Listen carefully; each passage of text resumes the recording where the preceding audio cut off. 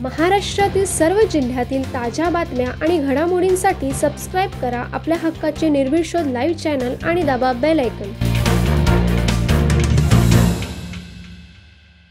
यशश्री शिंदे या युवतीची निर्घृण हत्या म्हणजे मानवतेला कलंक लावणारी घटना उरणमध्ये काही दिवसांपूर्वी घडली। त्या दिवंगत यशश्री शिंदेच्या घरी आज उरणमध्ये रिपब्लिकन पक्षाचे राष्ट्रीय अध्यक्ष केंद्रीय सामाजिक न्याय राज्यमंत्री नामदार रामदास आठवले साहेब यांनी भेट देऊन शोकाकुल शिंदे कुटुंबियांची सांत्वनपर भेट घेतली। सामाजिक न्याय विभागातर्फे दिवंगत यशश्री शिंदे कुटुंबियांना 8,25,000ची सांत्वनपर मदत आणि रिपब्लिकन पक्षातर्फे मदत देण्याचे आश्वासन नामदार रामदासजी आठवले साहेब यांनी दिले। दिवंगत यशश्री शिंदे हिच्या हत्येचा खटला जलद गतीने न्यायालयात चालवून आरोपीला फाशीची शिक्षा द्यावी। दिवंगत यशश्री शिंदे यांचे वडील कंत्राटी कामगार असून तिला 2 बहिणी आहेत। त्यातील मोठ्या बहिणीला समाज कल्याण विभागातर्फे तातडीने चांगली नोकरी मिळवून देण्याची सूचना नामदार रामदासजी आठवले साहेब यांनी रायगड जिल्हा समाज कल्याण अधिकाऱ्यांना यावेळी सांगितले। तसेच महिला अत्याचार, बलात्कार आणि हत्या रोखण्यासाठी सरकारने कायदा करून फाशीची शिक्षा असणारा कठोर कायदा असताना लव जिहादसाठी नवीन कायद्याची गरज नाही आणि लव जिहाद हा प्रकार आपण मानत नाही असा नामदार रामदासजी आठवले यावेळी म्हणाले। दिवंगत यशश्री शिंदे यांच्या कुटुंबियांची अनेक राजकीय नेत्यांनी, मंत्र्यांनी भेट घेतली, मात्र राज्य सरकारतर्फे किंवा कोणत्याही नेत्यांतर्फे आम्हाला सांत्वनपर आर्थिक मदत मिळाली नसल्याची खंत दिवंगत यशश्री शिंदे यांच्या वडिलांनी व्यक्त केली। समाज कल्याण विभागातर्फे तातडीने 8,25,000ची सांत्वनपर मदत देण्याचे निर्देश नामदार रामदासजी आठवले साहेब यांनी